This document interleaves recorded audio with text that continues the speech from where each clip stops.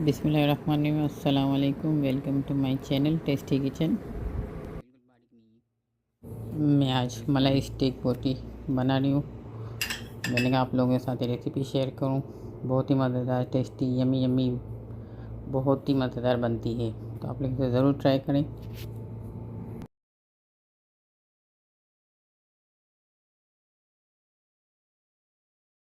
आपके पास जैसा टाइम हो, 2 घंटे रखें तो बेस्ट है। और ओवरनाइट आगे के स्टेप मैं आपको बता रही हूँ। मेरे यूट्यूब चैनल पे पूरी वीडियो मौजूद है, तो आप लोग ज़रूर देखें, स्टेप बाय स्टेप फॉलो करें, तो आपको इंशाल्लाह ऐसी अच्छी और यमी यमी बनेगी।